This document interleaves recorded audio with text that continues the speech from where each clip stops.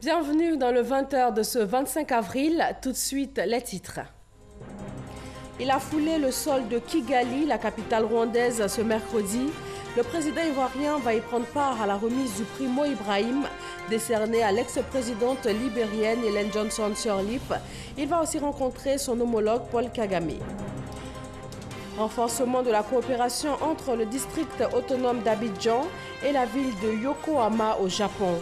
Une délégation de cette ville au sud de Tokyo est en Côte d'Ivoire pour 5 jours. Elle a été reçue par le gouverneur Robert Begré-Mambé. Le dossier de ce soir est consacré aux différents commerces de produits agricoles installés le long de l'autoroute du Nord et des autres activités créées tout autour, et aussi de l'interdiction de s'installer dans cette zone dangereuse. Au Nigeria, 2 prêtres catholiques et au moins 16 fidèles ont été tués dans l'attaque d'une église dans un état de l'est du pays. Menée par une trentaine d'hommes armés, l'attaque s'est produite tôt le matin lors d'une messe de funérailles. Bonsoir à tous, merci de nous rejoindre pour ce point de l'actualité sur RTI 1. Il est arrivé ce mercredi à Kigali, au Rwanda. Le chef de l'État ivoirien est à la 3e étape de sa tournée. Il va assister vendredi à la remise du prix Mo Ibrahim à l'ex-présidente du Libéria, Ellen Johnson Sirleaf. Viviane Aïma, envoyée spéciale. Après un séjour d'une semaine en France, au cours duquel il a eu un entretien avec le président de la République française, Emmanuel Macron, le chef de l'État ivoirien, le président Alassane Ouattara, a quitté la France ce mercredi pour se rendre à Kigali, la capitale du Rwanda, où il est arrivé en début de soirée. Il a été accueilli à son arrivée par la ministre rwandaise des Affaires étrangères.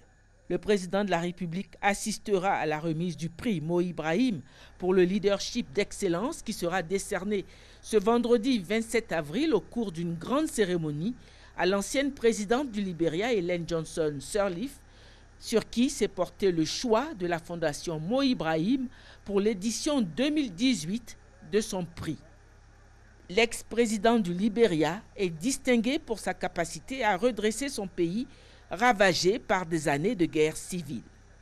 Le président de la République, Alassane Ouattara, sera aux côtés de plusieurs autres chefs d'État de la sous-région pour marquer leur solidarité à ce bel hommage qui sera rendu à l'ancienne présidente du Libéria. Le président de la République, Alassane Ouattara, n'a d'ailleurs pas manqué de relever les très bonnes relations qu'il a entretenues avec Ellen Johnson Sirleaf tout au long de sa présidence à la tête de son pays. Ellen Johnson Sirleaf a été une femme formidable à la tête du Libéria, notre voisin.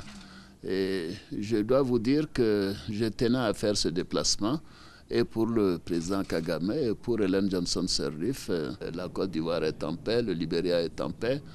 Je pense que les décisions que nous avons prises ensemble ont contribué à renforcer la paix et la stabilité dans cette sous-région et également dans les 2 pays.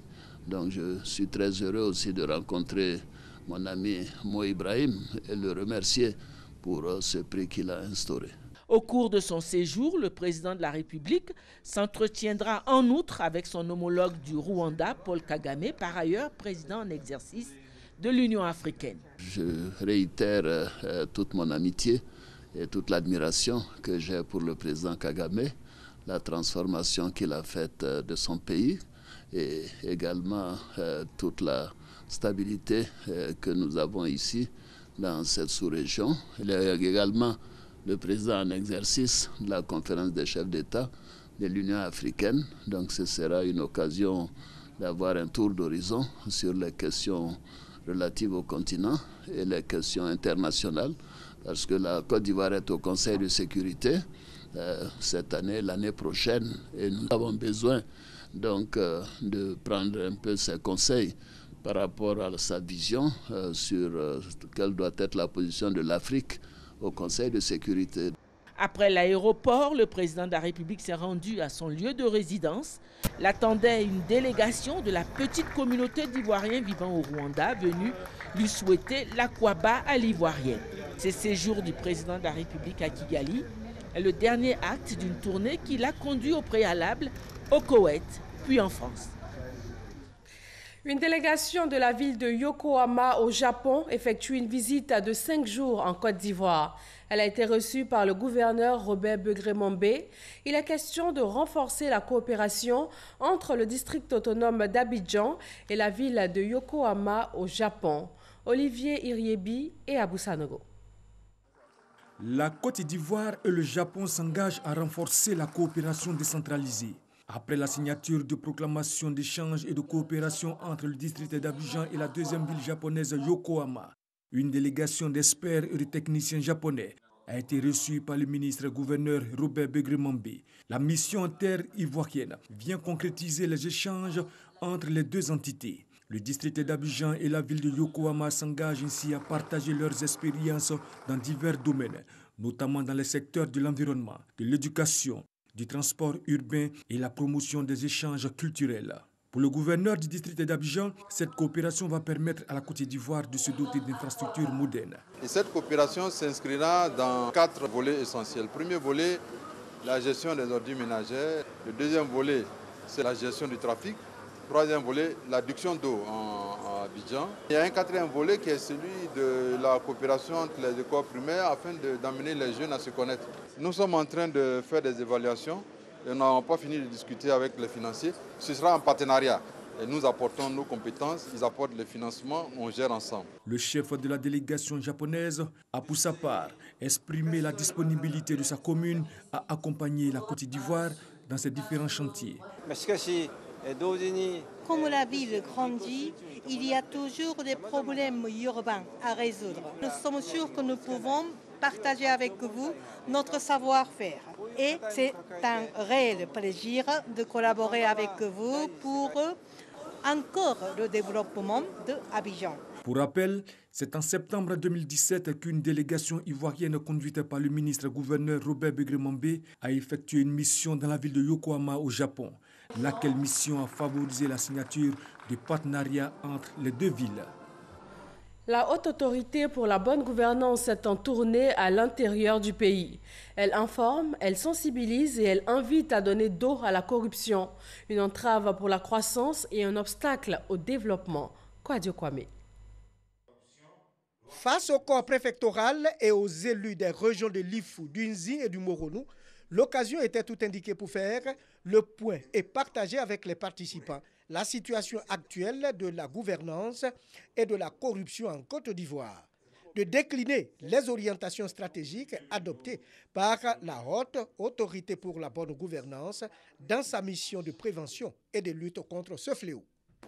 Notre pays est passé de 53 points sur 100 en 2016 à 54,2 sur 100 en 2017. Notre pays est passé de 136e place en 2013 à la 103e place en 2017, soit un gain de 33 places. Tous les indicateurs d'appréciation de la gouvernance retenus par le Millennium Challenge Corporation, MCC, sont passés du rouge au vert au cours de la période 2011-2016. La lutte contre la corruption et des infractions assimilées est un enjeu majeur pour les États modernes et modèles.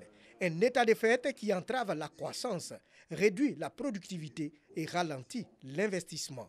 Un obstacle donc au développement. Faire en sorte que ceux qui nous regardent, les populations, puissent savoir que ceux qui les dirigent ont des valeurs.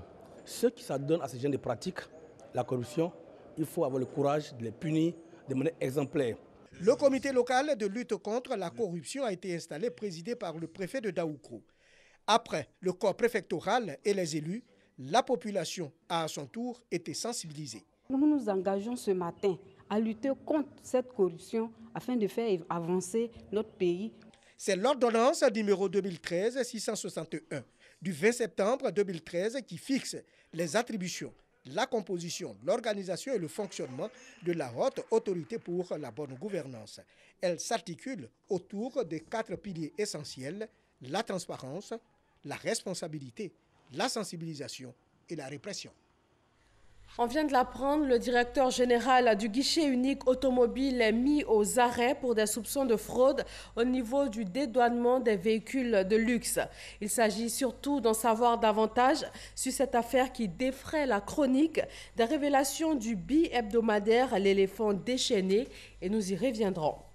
Direction maintenant Meknès au Maroc pour l'ouverture hier mardi du 13e Salon international de l'agriculture. Il accueille près de 1400 exposants issus de 67 pays. Il s'agit pour la Côte d'Ivoire présente à ce rendez-vous de solliciter l'expertise marocaine, notamment en matière de techniques de conditionnement et de valorisation des fruits et légumes. Cela avec beaucoup plus de possibilités d'ouverture au marché européen et surtout au marché des moyens et proches Orient, en passant par le port de Tanger. Noël Niagno, envoyé spécial au Maroc. Le Siam, la grande ferme du Maroc, a ouvert ses portes pour 6 jours avec comme capitale Meknès. Cela depuis l'avènement de ce rendez-vous annuel du monde agricole marocain il y a 13 ans. Le prince héritier Moulay Hassan est venu ce mardi 24 avril marquer de son sceau le top départ des rencontres des agriculteurs du Maroc et du monde. Ces acteurs nationaux et internationaux vont parler agriculture, échanger leur savoir et leur savoir-faire, présenter les dernières innovations dans les domaines de l'agriculture, des ressources animales, sans oublier les équipements. 67 pays sont présents à ce carrefour du donner et du recevoir. Au nombre de ces pays, la Côte d'Ivoire avec ses identités remarquables. Le cacao, le café, l'anacade. Associons les produits du terroir, la nouvelle expression de la visibilité de la Chambre d'agriculture de Côte d'Ivoire. Ils sont 1400 exposants, dont 300 internationaux, à se partager les 18 hectares de l'espace dédié au salon. Thème de cette 13e édition, la logistique et son rôle dans la dynamisation du marché agricole. C'est le lieu de souligner le choix judicieux du Maroc et de la Côte d'Ivoire de signer en 2015 une convention sur la mise en place d'une plateforme logistique. Nous avons accepté et accueilli avec beaucoup de bonheur la proposition du Royaume du Maroc de réaliser une plateforme logistique de manière à pouvoir emmener les fruits et légumes du Maroc sur le marché ouest africain via Abidjan à des conditions de température maîtrisées.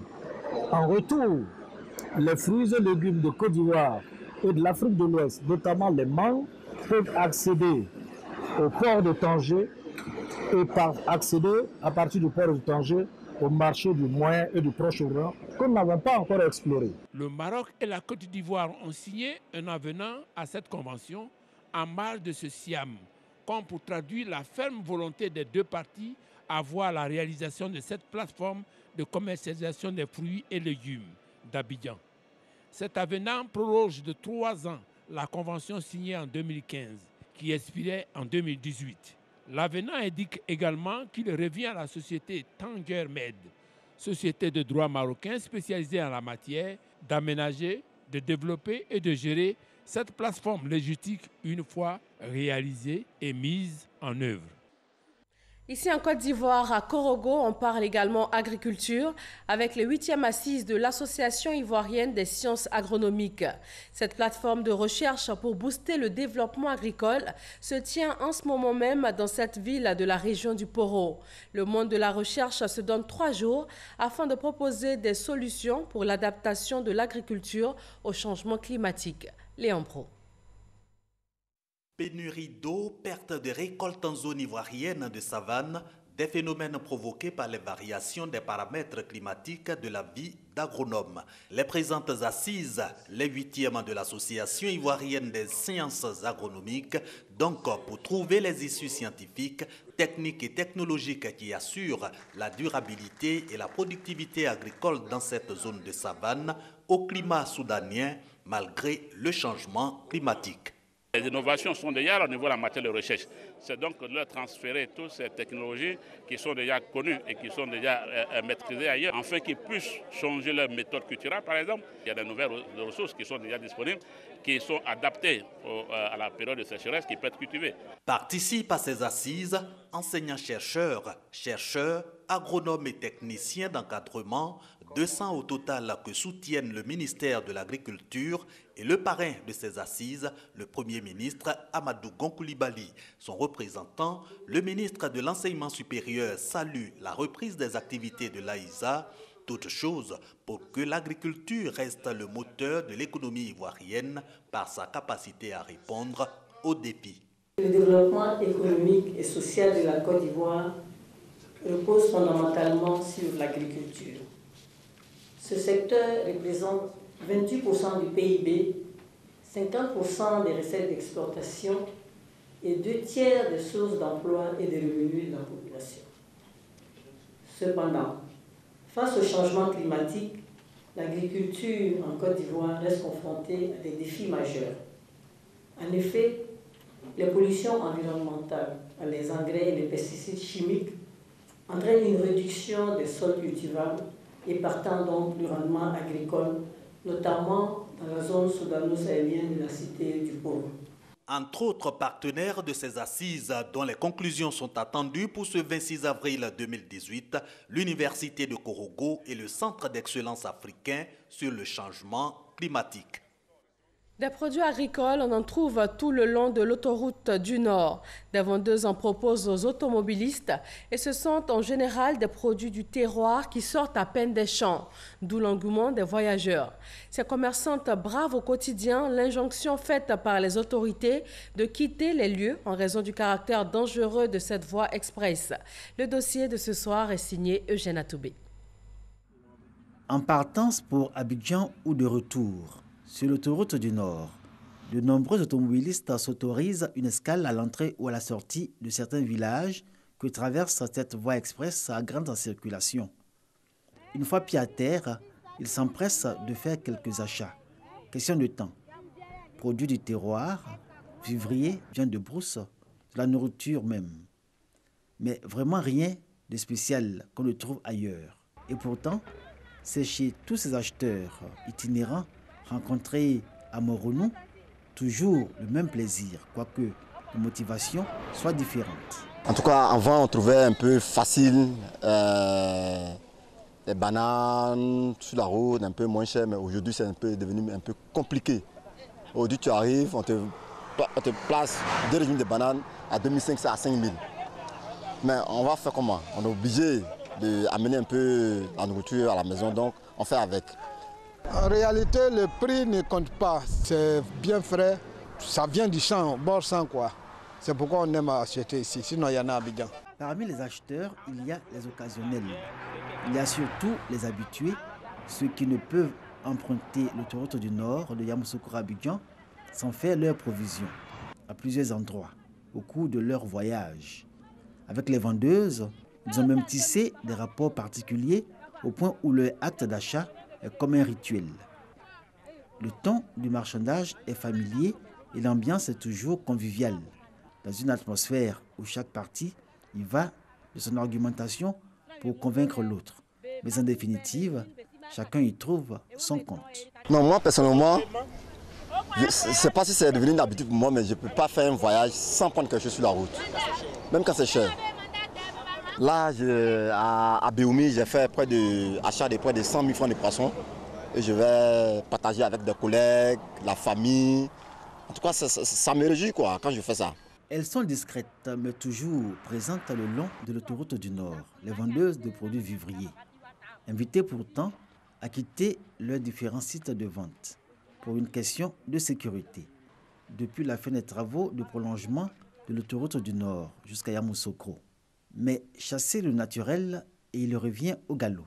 Comme des poches de résistance, ces femmes sont bien là, commerçant tranquillement avec les automobilistes et les usagers de passage. Si elles comprennent la décision du gouvernement, elles regrettent et souffrent de voir que leur activité principale s'en trouve affectée. Nous sommes au village, on n'a pas l'argent. Si on ne vient pas se débrouiller au bord de la route, même si on a fait le champ, qu'on ne coupe pas banane de nos champs pour venir vendre là, c'est un problème. Donc, nos souhaits est que vraiment, l'État n'a qu'à voir nos situations. S'il veut, il n'a qu'à chercher une place pour nous spécialement. On va s'asseoir dedans pour vendre nos marchandises parce qu'on ne peut pas quitter au bord de la route parce que c'est de ça qu'on vit. Avoir tous ces véhicules roulés à vive allure sur l'autoroute, il y a de quoi craindre pour la sécurité des vendeuses. Installées le long de cette route, non loin de la chaussée pour la plupart d'entre elles. Quand on leur pose la question pour comprendre, elles répondent que c'est pour une meilleure visibilité, ou bien du coup qu'elles s'exposent au danger. Pour l'heure, ces vendeuses bénéficient d'un répit, comme celle de Moronou, qui partagent leur quotidien avec les conducteurs de mototaxis qui, eux, tirent grand profit de cette activité. Depuis 2014, j'ai commencé à faire mototaxi. Bon, souvent ça marche pas. C'est comme toute activité, il y a de bons rendements. En général, ce sont les femmes qui achètent de la banane. Après, les parents qui viennent d'Abidjan, quand ils arrivent, ils m'appellent et ils viennent les chercher. On a un seul cas actuellement, le cas est gâté, donc on prend les motos pour partir chez nous. Le prolongement de l'autoroute du Nord jusqu'à Yamoussoukro a favorisé l'activité de mototaxi à Moronou, comme dans plusieurs localités que traverse cette route. Ironie de l'histoire, le prolongement de l'autoroute du Nord jusqu'à Yamoussoukro a conduit l'activité de vendeuse de vivriers vers sa disparition. Une situation que supportent mal les femmes de cette localité qui partagent cet ouvrage. L'espoir qu'elles ont entretenu pendant toutes les années qu'a duré sa construction, c'est mieux aujourd'hui en désillusion. Dans l'actualité politique, le Rassemblement des Républicains RDR tient son 4e congrès extraordinaire le 5 mai prochain. La participation à cette rencontre est soumise à la détention de la carte de militant. L'opération donc carte de militant a été lancée au siège du RDR ce mercredi. Moussa Konaté. Henriette Dagri-Diabaté remplit la fiche individuelle du renseignement. Ensuite, elle se soumet à la séance photo. Après ces étapes, elle a en main sa carte de militant du RDR. La présidente du Rassemblement des Républicains donne ainsi le top départ de l'opération carte de militant. L'acquisition de la carte de militant est un acte de première importance. Elle matérialise l'adhésion aux idéaux, aux projets de société, ainsi qu'à la ligne politique adoptée par le parti. Il ne s'agit pas d'une action anodine, et c'est un véritable lien qui se tisse entre le parti et les militants.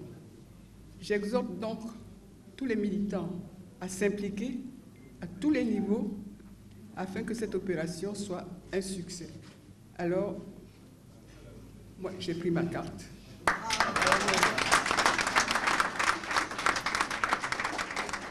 À chacun de prendre la sienne. À sa suite, plusieurs cadres du parti imitent le même geste pour obtenir le document. La carte de militant est obligatoire et exigée pour le 4e congrès extraordinaire du RDR, prévu le 5 mai prochain. Le secrétariat général adjoint du RDR chargé des mines, des énergies et de la protection civile amène des réflexions. Il s'agit de faire un bilan et de dégager des perspectives pour apporter des solutions aux attentes des populations. Kader Sogodogo. La politique ivoirienne en matière des mines, des énergies et de la protection civile, bilan et perspectives. C'est autour de ce thème que les membres du secrétariat général adjoint du RDR chargé de ces secteurs réfléchissent. Il s'agit surtout de faire le point de ce qui a été fait afin d'avoir une idée nette des efforts à consentir. Il s'agira de faire le diagnostic des différentes politiques et actions menées dans les secteurs cités plus haut, de faire l'étude comparative par rapport donc aux pays de la sous-région en termes de coût de l'électricité aux usagers, d'expliquer de façon scientifique et claire les promesses non réalisées, de proposer des solutions ainsi qu'un plan d'action pour s'assurer de la mise en œuvre des promesses avant 2020. L'initiative rencontre l'adhésion pleine et totale du secrétariat général du RDR. C'est important que le parti ait l'état des lieux en ce qui concerne ces différents secteurs, parce que ce sont des secteurs vitaux pour la Côte d'Ivoire et pour les Ivoiriens. Ces travaux vont durer 2 jours, au bout desquels des résolutions sous forme de recommandations seront faites au gouvernement. L'Union pour la Côte d'Ivoire, UPC, prépare son 2e congrès extraordinaire.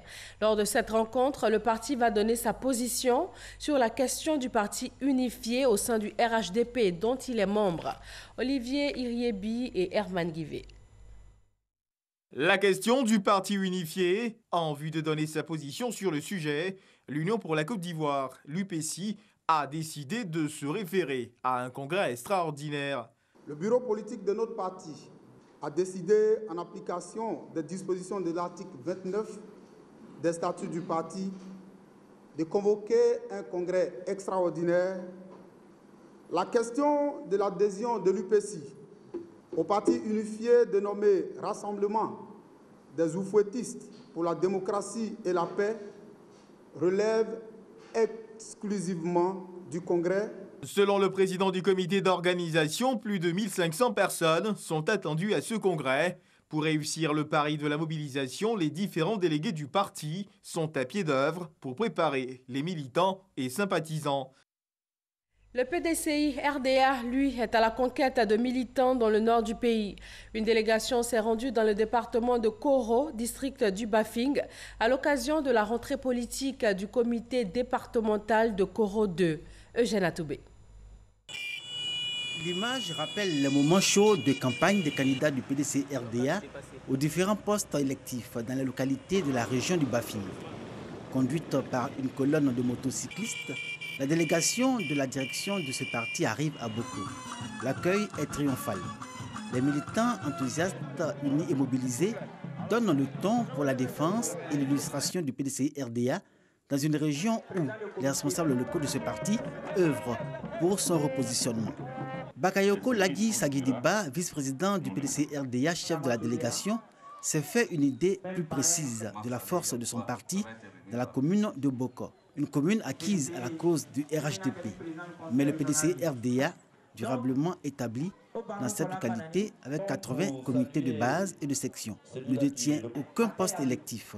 Une configuration politique que le PDC RDA veut équilibrer par un travail de terrain dans l'union et la cohésion. 4 nouvelles sections ont été créées et les responsables investis, munis chacun d'une feuille de route. Ils ont été appelés à l'union et la cohésion pour réussir leur mission. Les militants du PDC RDA de Boko ont bénéficié du soutien de leurs alliés du RDR avec lesquels ils forment le RHDP. La rentrée politique de la délégation communale PDC RDA de Koro annonce les grandes actions pour glaner le maximum de voix et obtenir la majorité des suffrages aux prochaines élections. Journée mondiale de lutte contre le paludisme aujourd'hui, 25 avril. En 5 ans, la Côte d'Ivoire enregistre d'énormes progrès grâce notamment à la stratégie gouvernementale et à l'appui des partenaires. Mais quelques difficultés cependant dues à des incompréhensions des populations. Demain jeudi sera lancée à Abidjan la campagne Vision Zéro Accident par l'Association internationale de sécurité sociale. Cette campagne concerne l'ensemble du continent africain. 20h28 à l'actu en bref. Premier point ce soir, le Nigeria. Olivier Iriebi à Boussanogo.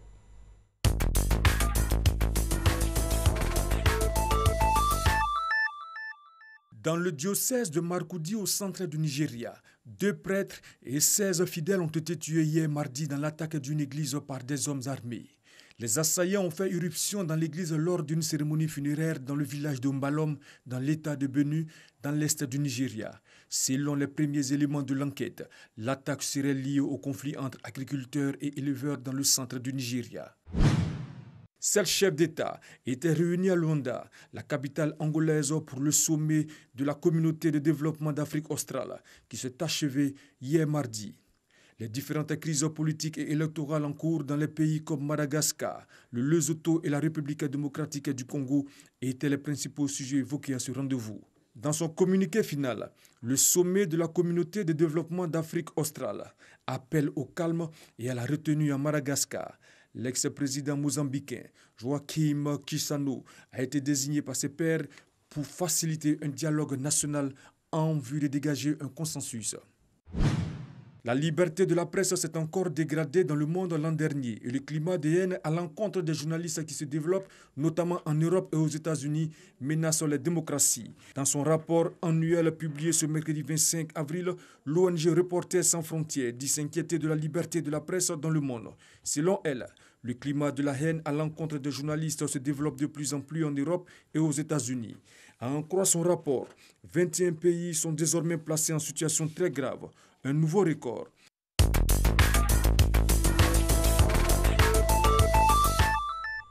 Et rappelons pour terminer que le chef de l'État ivoirien est à Kigali, au Rwanda. Le président Alassane Ouattara va assister vendredi à la remise du prix Mo Ibrahim à l'ex-présidente du Libéria, Ellen Johnson Sirleaf. Et il va avoir une rencontre avec son homologue rwandais, Paul Kagame. Et voilà, c'est tout pour ce journal. Merci de suivre RTI 1. Excellente fin de soirée à tous.